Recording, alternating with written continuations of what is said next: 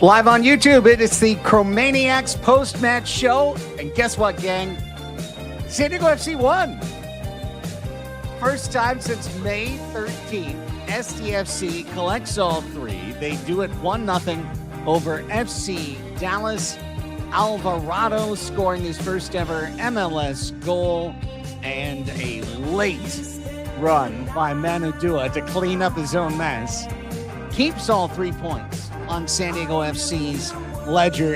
If you're a fan of the Azul and Chrome, don't be out there in the comments telling me that you thought they were going to win that game 1-0 when you saw Dua pass it back for a 2v1 the other way. You all thought that ball was going in the net. Manu Dua had other plans. Craig Elston back from Snapdragon Stadium. Tony Sanchez is at Snapdragon Stadium. Alex Pena is at Chromatic FC Central. We're all here live with you on YouTube to break it down. Tony, what's the feel downstairs after the dub? Well, it's an absolute party, not just on the after party here on the deck at Snapdragon Stadium, but with the team also celebrating and taking this one in, all smiles downstairs. Mikey and Alvarado, we'll hear from both of them on Alvarado's first professional goal ever. Man, Alex. You know what, Tony and Craig? I think winning cures all. I forgot all about that loss against Colorado Rapids, and you know what? There were a lot of reasons to celebrate today. Press conference for the new designated player.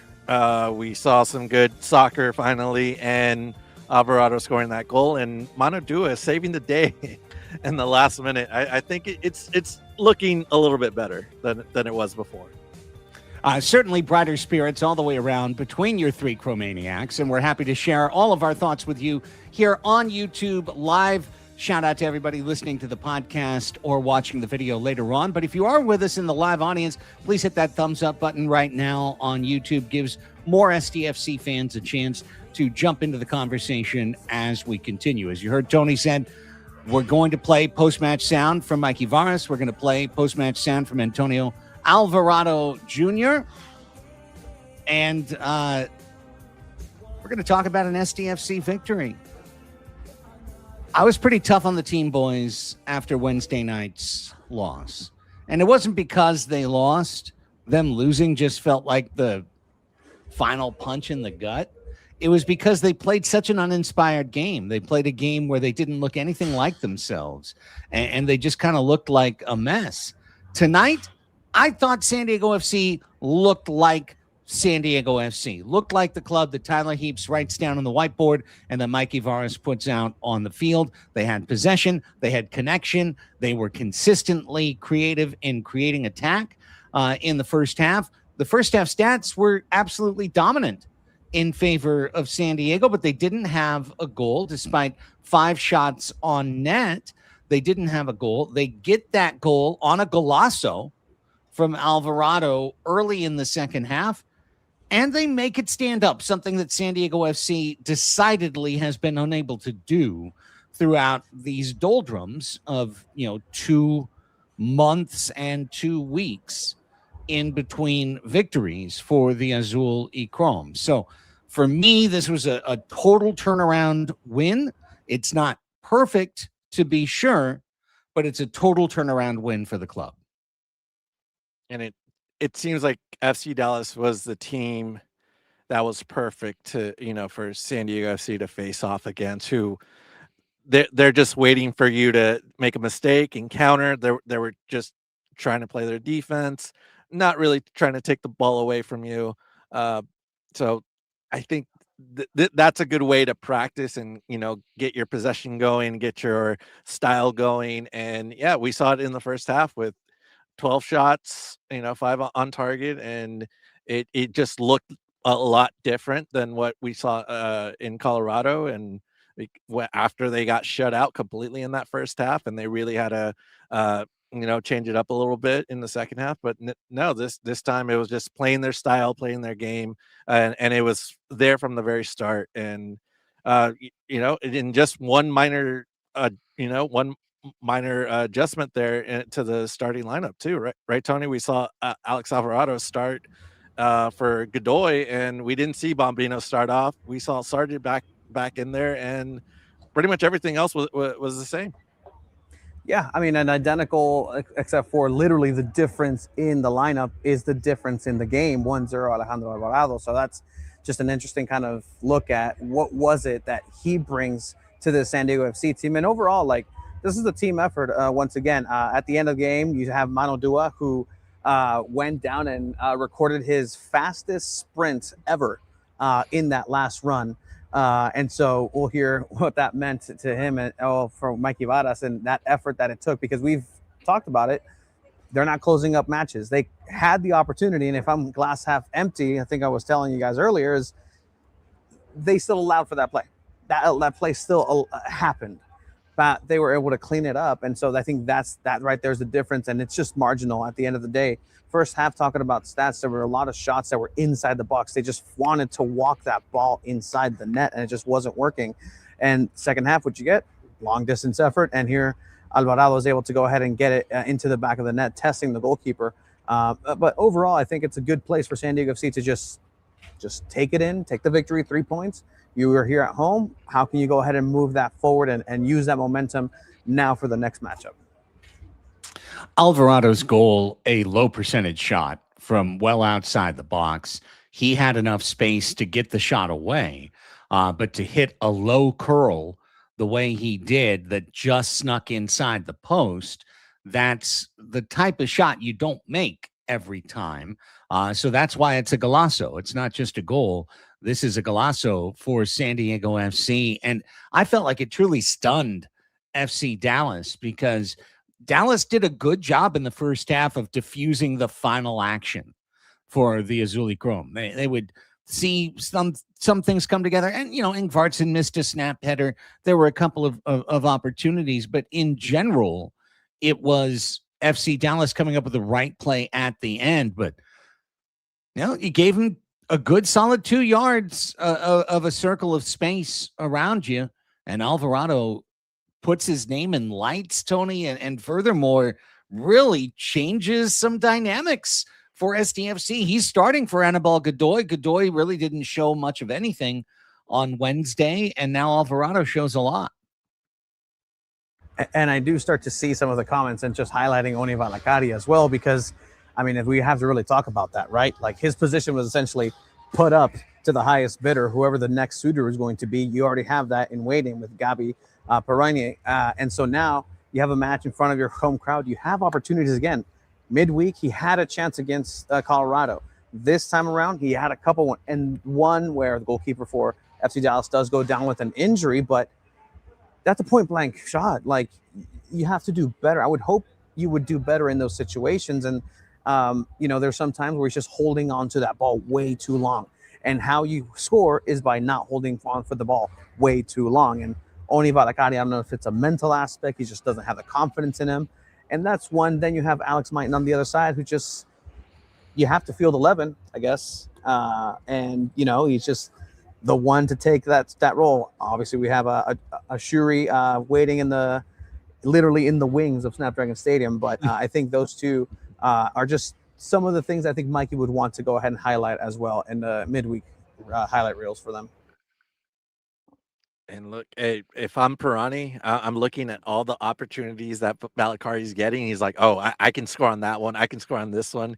He might tally like double-digit goals if he gets those same opportunities. He might finish those and get 10 goals out of it this season with San Diego FC. But going back to Alvarado, I think everybody was shocked on that one, Craig, because that's something that San Diego FC doesn't do. They don't shoot from outside the box like that. They're probably in the lower quarter of the league. Like, they're probably like 26 in the league in shots and outside the box. And for Alvarado to do that, take the initiative and just go for it. That's confidence that some of these players just don't have, they're not sure of, that they do want to take that extra pass. But no, Alvarado took the initiative and got it done, and I'm glad he did, because we might be just talking about a point today if he doesn't get that confidence and just want to shoot right from the jump. I felt like SDFC was going to score in this match. I felt like a goal was coming for this team all the way through the first half. They get it early in the second half. Obviously, they could have had a second. I especially think about Valakari's second chance.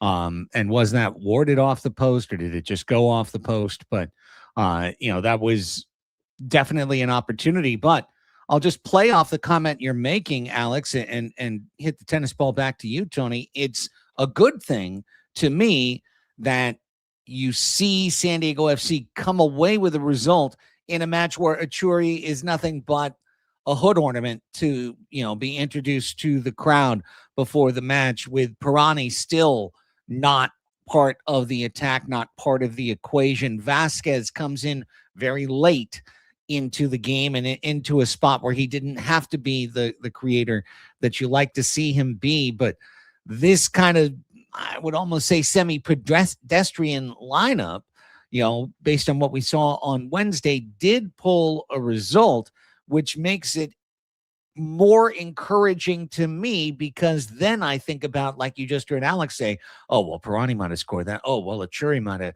created more space than Mighton, or he might have had the touch to finish that ball that Alex took to the edge of the 18 and then just kind of dribbled into two, and the ball was given up. Like, that could become a laser beam into the top corner. These are the ways where SDFC can improve, Tony.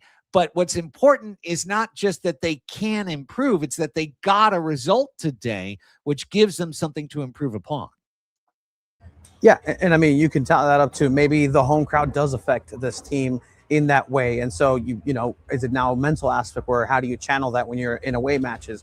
Or it can be, too, as you're mentioning, some incoming players are going to take some minutes from the players that were on the field. So you want to put on a good performance to keep those players on the bench as much as possible. And so sometimes you have players that rise up to the occasion. And I think Oni Valakari had that opportunity today to showcase why he needs those starting minutes and potentially leave Pirani to ease into the match is a little bit more. But again, going back to like Alex Might is a situation where, hey, they need to go ahead and put on some good film because everybody's on the block right now. If they're not producing, coming in, there's a chance that these players are going to go ahead and be moved. We're not going to see the same San Diego FC, especially just the team dynamic, just everybody on that roster. We're not going to see a similar one in the next couple of weeks. So some people are going to come out, some people are going to come in. And I think this is a match that just showed the last of what the initial plan was. Get these two games out for San Diego FC out of the way, come back, reevaluate who you have, and now you can come in and add these extra accents to this team. Because at this point, like you said, they're additions, they're accents. They won, they got the result against a tough team. You got to give them props, just like we give them when we're hard on them when they have a goal be given in the last 30 seconds.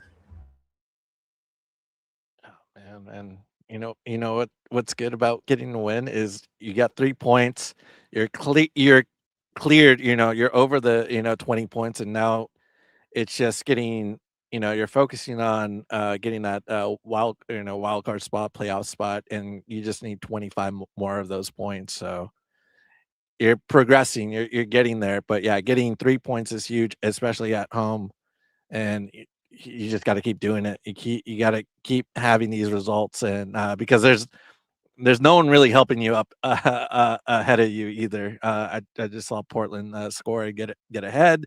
They jumped over you, so it's you're kind of still stuck in the same 11th or 12th seed that you were. So you got to do it yourself. Tony, a question that's in the chat is one I had as well, and maybe you've heard something downstairs. Was there a reason why Luca Bombino came off the bench so late for San Diego FC as opposed to jumping right back into the starting lineup where I think we all expected him to be? Yeah, and again, it might be one of these things where you want to give the last efforts to the team that you currently have, and that doesn't include Bombino, because you have a chance to have another team that's going to become the A team right now. That includes Bombino, and just there were lingering injuries towards the end before the break for the World Cup. And so that might have played a factor here, but I think it's a matter of San Diego FC really wanting to see how far the team that they have in hand can go.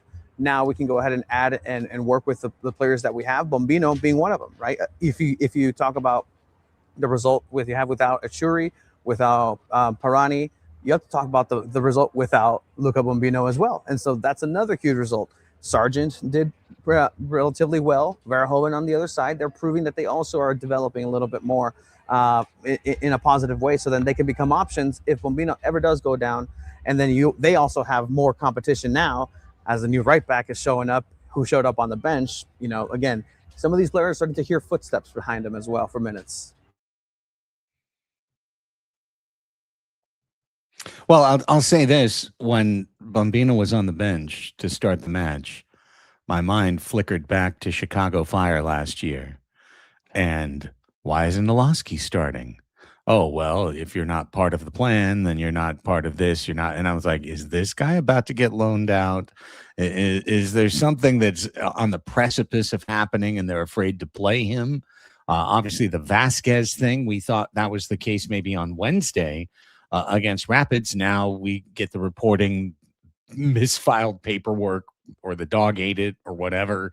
But Vasquez is sticking around for the rest of the season. And then he gets into the game immediately today. So you always do kind of wonder a little bit, Alex, about the behind the scenes machinations and how they might be impacting what's going on the pitch without anyone being told that that's the case. Yeah, and it's always it's always interesting with this club. Yeah, when guys are on the bench when they should be starting, and you come to find out they're no longer in the plans for the future. But yeah, I kind of figured that there must be something injury related with Bombino, but it was good to see him out there in the last final minutes, and sure enough, as soon as he comes in, he gets fouled a couple times in just a matter of seconds, and I'm like, oh no, I hope it's not here. I hope it's not an injury, but it's good to see him out there.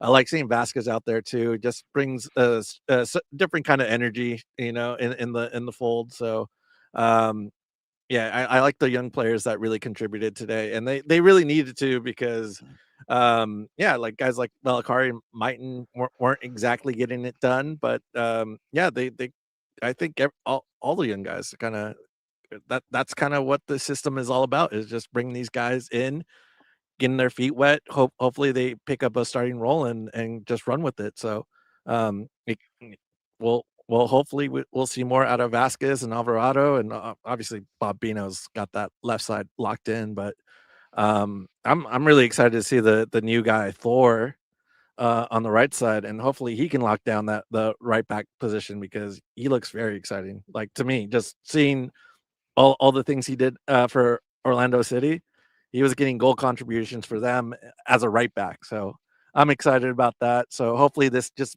means we're a much complete team, moving forward.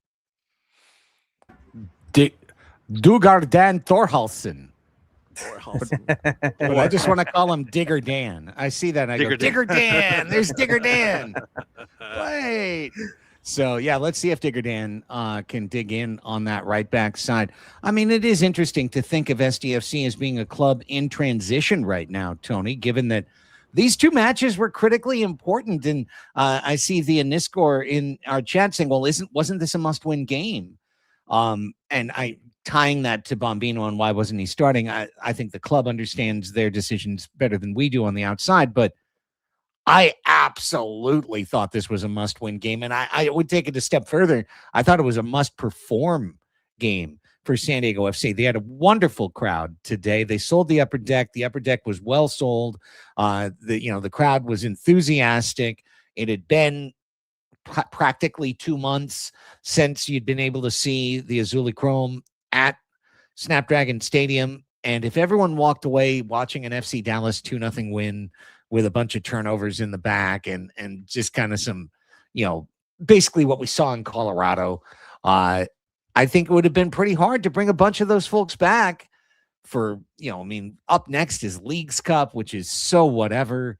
And then you get back to actual play a couple weeks down the road, and it would have just been a really tough taste to be going into Leagues Cup and have no MLS wins for basically almost 3 calendar months. So I do think this was a must win.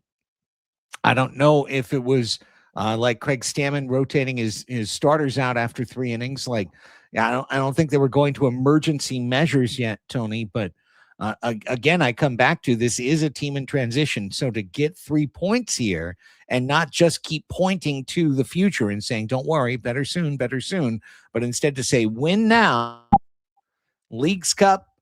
We can integrate these guys in now." In games that are meaningless for a dumb tournament that I don't care about. Sorry, editorial note. We can integrate them in during Leagues Cup and then, boom, hit that final stretch of MLS running. Yeah, I mean, the thing about it, too, is I would agree with that. I do agree with that it was a must-win game emotionally as well. But I think not even with the 2-0 Dallas victory, I think with a 1-1 Dallas tie, I think people would have started feeling that way. I mean, there's a lot of people that I can feel, and you can see there was a plane that flew over with a message of "Fire Mike Ibarras, fire Tyler Beach." Like, I think a lot of people potentially would have jumped on that boat had that 1-1 happened. But I think now with this victory, I want to see if there's going to be I'm sorry, Mikey, airplane next time we're out, because essentially they did what they were supposed to do, and with a depleted team trying to come up and get their rhythm in the first in this restart now. And I do wonder like what this does for like Elias Achuri and Pirani, kind of looking at in the sidelines and kind of seeing their roles just and kind of in front and seeing kind of like thinking like how can I help this team out, and just it's not much, right? It's not like they have to reinvent the wheel here. It's just you're just be a positive contributor, and we can get pretty far here. And that's all they need to do is just, can you get assists? Can you get goal contributions? Can you get some goals through? Um, it's a little, it's just like little adjustments. They're bringing in these players just for like just tiny adjustments, but there's going to be a big difference. Like, this was already like a good team like before. It's just the results just haven't been there. There's still top of the league in goals. There's XG, whatever kind of offensive categories you want to look at, but just the results haven't been there, and you're just hoping that those guys can help turn this whole thing around, and getting a win without them, that's huge. It just, hopefully they're watching this and just being like, okay, this is how I can help the team. Well, we just rolled the highlight. It's about the time of the show to talk about it, because this game was going to be pissed away. 2 points just farted away at the end with your young center back that you're hoping is going to develop. I mean, Matthew Doyle's like penciling Manu Dua into future USMNT lineups. It's like, not with passes like that, setting up Farmington. I mean, what a good player who's got 6 goals, sending him in on goal, and then Dua makes a ridiculous, and I'm sure they'll have the metrics and have it all done through AI or whatever, but it looked like about a 60-yard run at full sprint, to need every millisecond of that sprint in order to get that foot back at the moment of truth to create the blocked shot. And I'm not a turning point type of guy, but this could be like that moment where it's like, oh, Manu Dua he made a mistake. He ran all the way into the penalty box to recover that and correct his mistake. And that's what I should be doing as a player. Like, I think everybody in that locker room is going to be looking at him like, oh, I got to do the same. If I make a mistake, I better be on my horse doing the same thing as Manu Dua. But maybe only Manu Dua can do it because he's got incredible speed. But I hope that everybody realizes, like, yeah, mistakes happen, and that's the way you correct them. And my goodness, that was one of the most incredible things I've seen. And I saw that. Remember when who was it? The guy that went to DC United? damn it, I forgot his name. One of the most legendary Manchester United players of all time. But when he made that Wayne tackle, Rooney. Wayne Rooney, yeah, there you go. Yeah. Wayne Rooney makes the tackle, recovers, kicks it, 40 yards down the field, and they scored the goal in last minute, and everyone goes crazy. I remember that moment, and like Monadua did the exact same thing, just saved the day right there. I mean, you kind of remember the moment. Yeah, I forgot Wayne Rooney. Jesus. I only remember Tottenham players. Just give me a Tottenham name. I'll remember that one. Understood. I get it. The man has his alliances. Tony, your thoughts on what could have been and what wasn't? I mean, literally, he broke his own record, and after the post-match, he said that he discovered he had a different gear. Like he discovered that he had something else to give, and from now on, he's going to give a lot extra more because he knows he's capable of. And that's what these young players are doing. They're finding their way about the pitch. They're finding their way. They're growing into their role. Again, for Monadua, a role that he's not naturally supposed to be in. He's a natural center defensive mid who has a great secondary position of center back. And so he's developing, and you can see that mentality of just put your head down and just go and make sure that you take care of business. And that's exactly what he did there. And I think that's going to be something that's going to carry the team to be able to close these games, because that's what it took. That's what it took. Because again, those mistakes you're always going to be susceptible for. The way you play, you're going to probably give up a play like that in that 85th plus minute. Unfortunately, this iteration of SanDiego FC has been doing that. But the one different thing this time around, the one thing that just changed tonight in the story was that they cleaned it up. And I think that's the biggest takeaway from tonight, is that you are able to clean it up, maintain that lead. And now you're going to, even if it was as suffered as could have possibly been, you still have it in you to go ahead and close out games. And that's going to be huge moving forward. Now, that's the key. How are you going to bottle it up and take it up for next time? Right. And next time is Leagues Cup.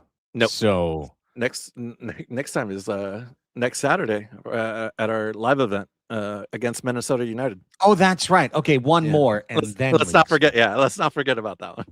No, at Hopnonymous, where we will be with a live post-game show. Right, a week from tonight. Okay, very good, very good. Sorry, I was getting ahead of myself, but that's a big match. How are they going to integrate these new players into the system? How long have they been here training without being signed? How close can they be to jumping into the flow for SanDiego FC? These are gigantic questions. Hopefully, they can pull a result out of Minneapolis and then use Leagues Cup to basically experiment with the lineup. And I mean, personally, I think they should send the Torrey Pines High School boys soccer team to Estadio Azteca to face Club America and just dress them in SDFC jerseys. And I think that could be the way to break the altitude jinx, is just, what if none of us showed up? Mikey, CJ Dos Santos, and 11 kids from the Torrey Pines boys soccer team. Consider it, Tyler. I don't know if it's legal, but I think it would be a great plan. But yes, huge victory. And as one more thing before we get to Mikey Varas. Cool intro video for Elias Achuri. They brought him out to the field. Everyone got the chance to cheer. But there's these moments in the young history of SDFC where you realize how few people in their organization are San Diegans or connected to San Diego sports or understanding of San Diego sports lore. Because seeing clearly fake, but still seeing the video of Achuri buzzing around in a motorcycle 100 miles an hour, flying through the streets before pulling up and taking his helmet off. I'm like, too soon, bro. Too soon. We do know Tatis. We remember. If you know, you know. Don't put him on a motorcycle. No athletes on motorcycles. Don't do it. Bad first impression. Not motorcycle. You could helicopter his ass in. not motorcycle. No. Yeah, no going surfing, or don't go on a dirt bike. Don't do anything extracurricular outside of just playing soccer, because that weird stuff happens. And but I did get to see like a little bit that Tony posted on his press conference. He seems like a really cool dude. I think he's still getting to know like the area, the people and everything. He's still getting adjusted. But he does know his Spanish a little bit, and he seems like a very like welcome addition. I can't wait to see him play. But yeah, seems like he's a very nice dude. Yeah, he speaks 5 languages, so an intelligent guy that's gonna pick up the tactics. But yeah, I'm with you, Greg. Like, I really hope that was a stunt double, and just like wheeled him into Snapdragon, and they takes the helmet off, and that's, like Austin Powers Gold Members intro. Just have the actor come in. But yeah, I mean, I'm there with you. At least don't tempt fate. Just don't tempt fate. I would assume he's wearing more protection than Tatis was in the Dominican Republic. Well, that's a different story. Well, but also, what about how he rode his motorcycle? Different story, dude. There was more safety equipment, a helmet. Yes, at least. Well, a wrist guard. Okay, let's just walk away and head to post-match sound, because I'm really curious. I thought after Colorado, no knock in the guy, I love him. But listening to Mikey Varas after that Rapids game, I really thought it sounded like a man whose standards had dropped. Like, we're back to, it was a mature performance by our team. It was really this and that. Like, no, you guys were bad. Like, that was one of the worst games I've ever seen San Diego FC play. It was such doldrum. And I think the only reason they didn't lose like 4-0 on Wednesday is because the Rapids were fresh back as well. And everyone was playing that first game back, lead leg, weird game.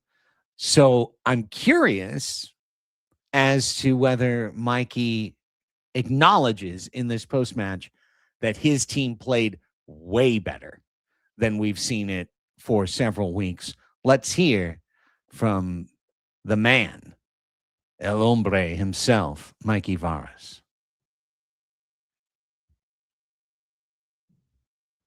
Thank you for your time, Mikey. Congratulations tonight. What would you say were the differences between the performance you saw tonight versus the one midweek, and how successful the team was tonight in taking that?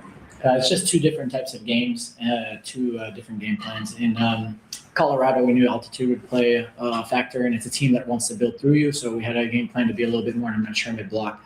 And I was actually quite happy with the boys' performance. Of course, not happy with the result, but happy with the majority of the game. And then it comes down to details. And then tonight, against a much more vertical team that plays long, was very good doing that.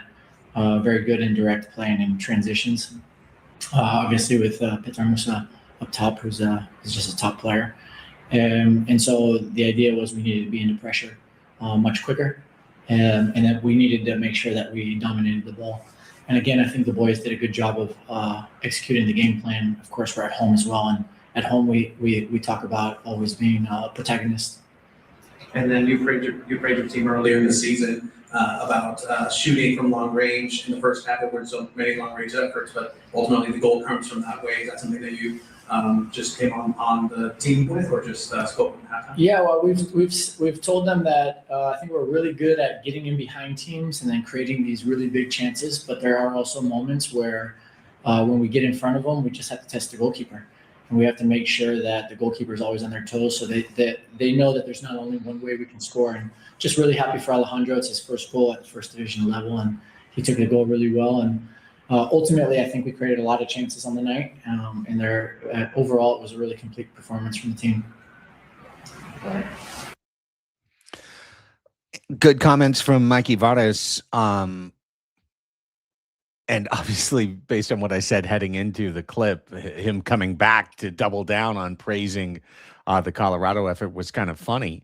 So here's how I'll respond to that. I question FC Dallas's tactics in this match. I thought that they needed to employ the high press way more than they did, 5 times more than they did, because the couple times, and it was only a couple times that I saw it in the first half that they really tried to put a high press out there.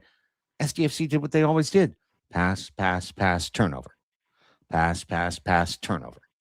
Like they got turnovers, they got conversions, but they didn't use it very much tactically. And so maybe that's what Mikey is saying, Tony, is, 2 different teams, 2 different game plans. And this was the game plan that we're just more comfortable playing against than the ones where they press us. Yeah, and you can see that, again, those vertical teams, the one that take it to you, that's where San Diego FC had those successes last season, where they went just haymaker for haymaker, those exciting games where they were able to put a blanket on with their possession, with their passing, and they were expecting Dallas to be a little bit more attacking, I feel, tonight. And, I mean, that's credit to how the defensive line behaved themselves in that midfield moving forward. So, again, more praise to how well they were able to play today. But, yeah, does it just take that sort of style to get a victory? Are you going to be able to be dynamic when you don't face these teams? I think that's the biggest question. Are you able to make that pivot mid-game and make those adjustments that are going to put you through into that next level, and maybe score and come back, score and tie, hold on to your lead?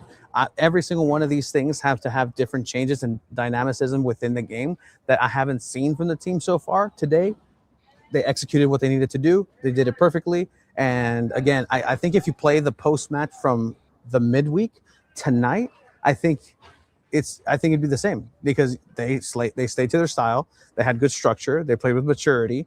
And I actually saw it this time, though. So that's why I actually led with that question. I'm like, okay, well, what were the differences? Is this the same team except for Alvarado? So that was one dude. Is that really like what changed this match? Just the one dude?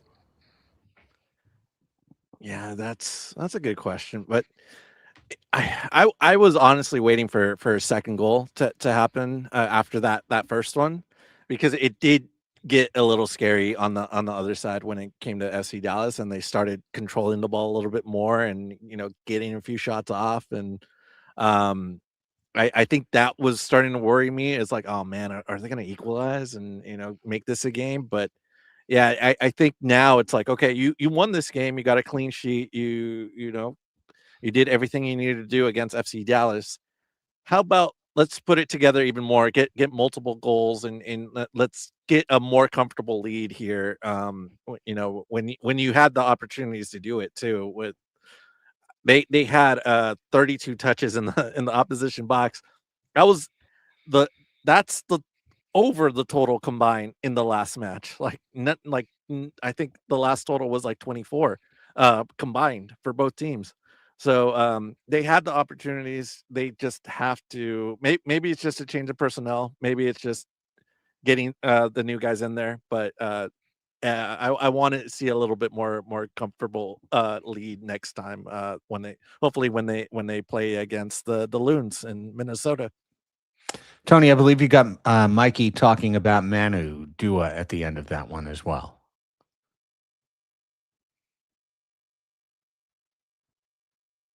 It's been asked of the team to be able to close out these games tonight. You were able to do that. Take me to those moments in the last instance where Dua comes in and clears that ball at the end of the match with them. Yeah, I mean, Manu, he hit a new all-time high speed on the play, and he definitely showed that fireman mentality.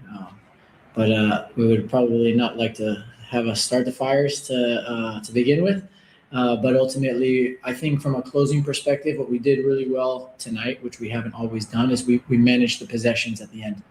We weren't just rushing everything forward, and then it didn't become as big of a swing, a seesaw game where they're flying up, where we're having to track back. And I think that was a really good step for us. And although the game's a really tight game on the scoreline, last year we had a game where the scoreline was more flattering for us, but I feel like this was a much more complete performance, and this will go down as one of my favorite games as a team so far. Well. One of his favorites. A coach. That's coach speak right there. I love the guy. He finds that thing. Like, You might think the win that we got over LAFC or the other over LAFC or the one over Galaxy or the one over Minnesota that sent us to the final, those might be good wins. But hey, this one, 1-0 when they hadn't won for 2 months and 2 weeks. I get it. I do get it. Dua made that play, and all of a sudden this became one of your favorite games.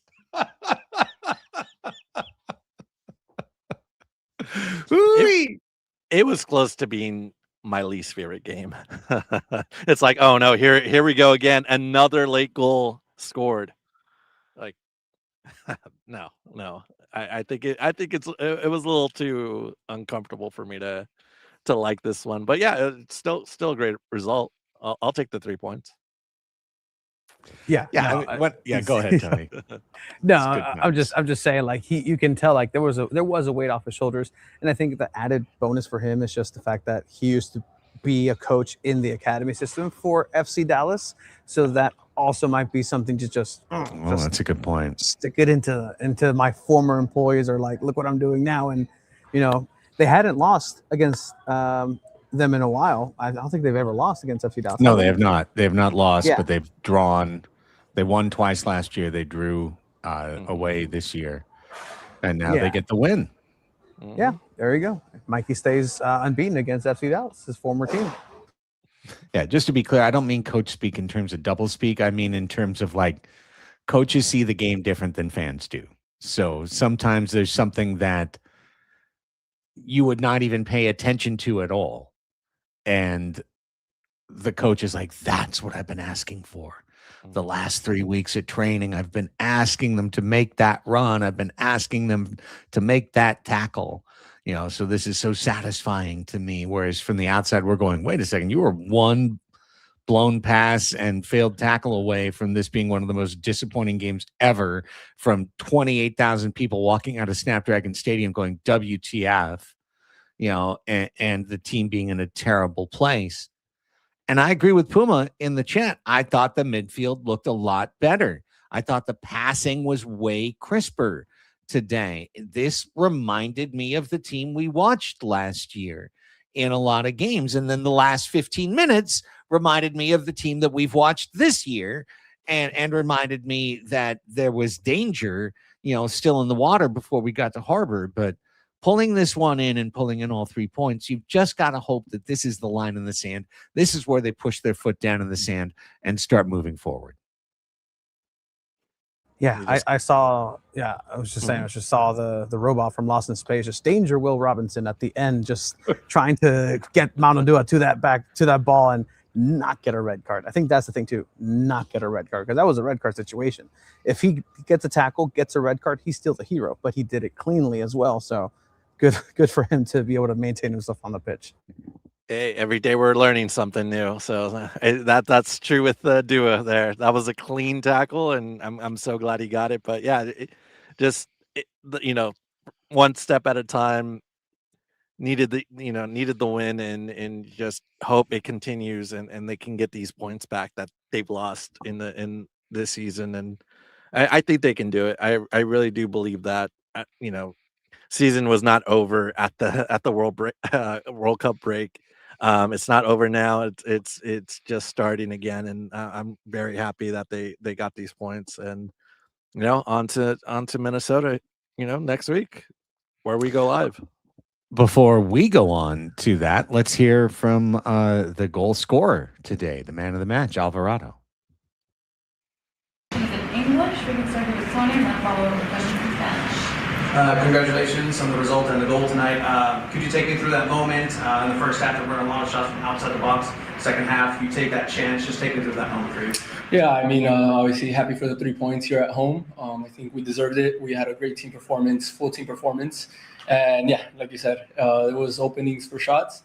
And to be honest, Christopher Ray told me, just shoot. There was a couple guys, just shoot. You never know what could happen. And being in that moment, always taking the turn, taking the touch, and then I said, I'm gonna shoot. And thankfully I went in, and happy to contribute a goal and get the 3 points here at home. And then Mikey just mentioned that he saw something when you came in last game and now getting the start. What does that mean for you and your trajectory coming back, obviously from an injury last season now into your position? Yeah, I mean, I'm thankful for the opportunity. We're all here to compete. We're all here to help the team, and we're all here to play. And at the end of the day, we all have our roles.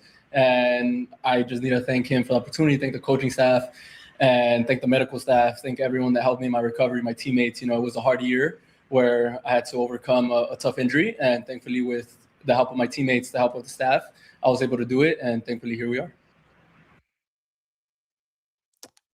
Great stuff. Yeah, he was missed last year. You kind of get forgotten in the flow of everything. Is this a player that can be an impact player for our team?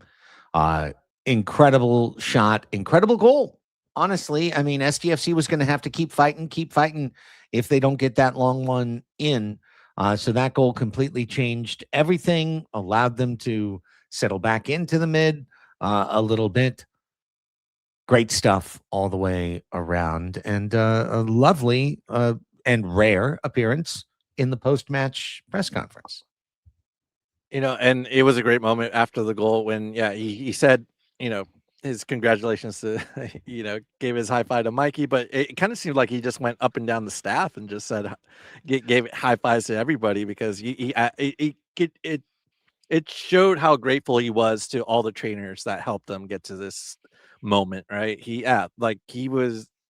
injury was very serious. He was out for the entire year, and getting back to this moment where you don't know, you really don't know if you can run the same, you can play the same style. Another injury might be a career ending, just like that. So you could see he's grateful for every moment. He thanked everyone in the staff, and good for him. I'm really happy that he got that, finally first goal in his professional career. Yeah, he mentioned he was watching this team from the couch last season, and now to be able to contribute here. Mikey also mentioned that if you remember last year, this season, but at this point of the season, around the time he got injured, he was on the trajectory to take that starting role and really start making that difference maker, and then he had the injury, and it's good to see him be able to get back and now positively contributing, and again, posing more questions to Mikey Vadas. That's the goal for the team and the players. They should be having the coaching staff make those difficult choices. Are you going to really go back and try Pedro Soma? But I'm playing really well. There's no need for Pedro Soma. Or, just different looks for the team and different options as well. And it's good to have that be a team goal and have them all come back up from the boys. You could definitely tell. I'd like to end on a very positive and encouraging note. This win gives SDFC 20 points. No big deal. They're still in 12th place, but your one win, and Minnesota's the team sitting there in 9th place, 23 points. You're one win in Minnesota away from being able to maybe move to 23, which, there's two teams in between, but that's play-in territory. You're just 6 points away from Dallas in the standings. They're in 6th, but by the way, the team in 4th place has 26 points. That's 2 wins from being in a spot where you could have a home playoff game in the first round of the MLS Cup playoffs. And look, Vancouver, LAFC, San Jose, they seemed to be in a different galaxy than SDFC at times in the first half. Sure, it's 4 wins. They're on 33 points. They're not a mile away. They're on 33 points. You're on 20. You get an opportunity next week to get a win, start to build a little bit of momentum, but most importantly, you've got a Churi coming, you've got Digger Dan coming, you've got a 4th goalkeeper coming. I don't know what's going on with that, but you've got Vasquez still here, you've got Pirani, the Brazilian, on the way in to add creativity into the attack. It feels like this club has an opportunity to start to shoot in the right direction. Yeah, real quick with that. It is incoming goalkeeper for Cisniega, just lingering injury. So that's going to be the switch there. Pablo. Oh, is it season ending? Long term. Oh, then. Okay. But I mean, it already has been. It already has been a long-term injury. Really think about it. Okay. Well, if you're looking around the league, a team that we actually faced and did well against, Seattle Sounders got the point in Seattle, which was it's the most difficult thing to do. Those wheels are falling off for Seattle Sounders. So yeah, if you're looking up the standings and you're looking at the Sounders, they keep losing. They lost to Philadelphia today. They lost to Austin last time. Lost to Portland in a beating 5-1, and they just keep losing. They've lost five in a row. They lost 5 in a row already, and it's not looking great for them. And and San Jose is a different team too. They once they lost Nico Chakiris with the season-ending injury, they've looked like a completely different team too. So some of these top teams that were top teams that are usually in the playoffs, like the Sounders, like each year, they might be missing it this year. So there's a little bit of hope there that we can get up there in those playoff spots and get one of them, and then like they say about the Padres, you never know. You never know what's going to happen in the wild card and in the playoffs. So, yeah, well, we just keep hoping for the best. Just keep winning, keep getting points, and I think, good things will happen here. Well, and Tony said it earlier when he was saying glass half full, glass half empty, but in a weird, negatively positive way, I think the single best thing that happened tonight was that SDFC didn't blow it. That they had the lead and they got 3 points. If they had blown it again, then you just feel like it's the DNA of the team that they're going to blow every lead, that they're going to blow every close and late situation. Instead, now I can put the positive hat back on. I'm going to just call this the positive hat right now. Thank you, SDFC. Thank you, Alaska Airlines. I'm going to put the positive hat back on and go, hey, this team blew 10 points already in MLS standings on late goals, stoppage time goals, etc. If they had the type of finish out defense that they did last year, they could be sitting alone in 4th place right now with all of the issues that the club has had, all of the injuries, all the red cards, all of the everything. They could still be there. We're not going to, knock wood, be seeing old man Sue out there anymore. We got Digger Dan. We got Dua back. We got things going right now. So it feels like a critical step in the right direction that could lead to multiple steps down the pathway to contention for SDFC, that could lead San Diego fans to have maybe 2 teams to cheer on down the stretch that are fighting for playoffs at Snapdragon Stadium. Yes, and hopefully the field looks a lot better. Well, I don't know what's going on with the field, but what's up with that? What's up with the field, Tony? I don't know. Let me ask the guys down there. Hey, what was up with the field? Capello? Yeah. No, it did not look good today on camera or in person. Just some muddy spots. It was, I don't know. They had a break too, I guess. They just overwatered it. We got to play there tomorrow. Yeah, the Wave got to play. That's it. Jeremy Pritchett said it. In Hypen, the K-pop stars in Hypen brought their Blood Saga tour to Snapdragon Stadium. Mm-hmm. There you go. There it is. Okay. It'll get fixed. It's not a long-term issue. It's my least favorite thing. Concerts while the season's going. Whenever I see a concert at Petco Park, as much as I may love the band, get it out of there. Then you have the big imprint in center field. Mm-hmm. Here you have thousands of people jumping up and down, enjoying their K-pop, but not in season. Right. I don't know. And then the college football team's going to be playing soon. You spoiled that joke. I was going to say my least favorite thing, Tony, is when they play college football games in season. That's what I don't like. Why do they play those college football games? Couldn't they just cancel that program and let Wave and let SDFC run and enjoy the field? Mm-hmm. They're the ticket to see right now. You got a first place team in SanDiego FC. Yes. All right, guys, that's it for this post-match edition of the Chromaniacs. Thanks to everybody for being here.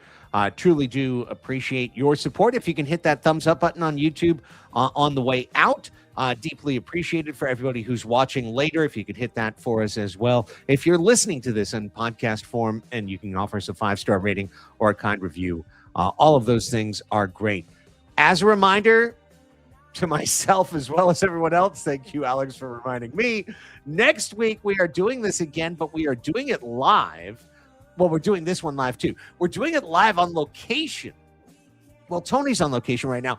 All three of us will be doing it live on location at Hopnonymous off Convoy Court, right off the 52 and the Convoy exit, coming in after the match is over with all of our thoughts on SDFC against the Loons of Minnesota United. A 5:30 kickoff, so the show will probably be around 8 o'clock. We'll put it out live on YouTube, of course, but we'd love to see you there, so come on out, enjoy the match with us. Let's hope to cheer for some SDFC goals, and then we will be on live August 1st at Hopnonymous Brewing. Tony, what else would you like to promote? I have a free Monday tomorrow. First free Monday. Is it time I've for us to go had in 6 years. golfing? Like, is I it finally think so. here?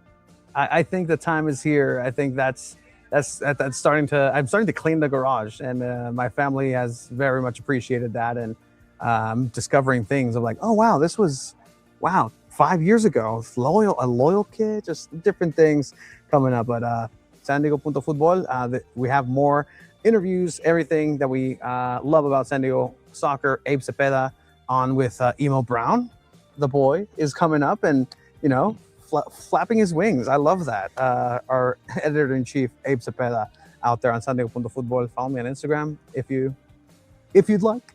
Alex.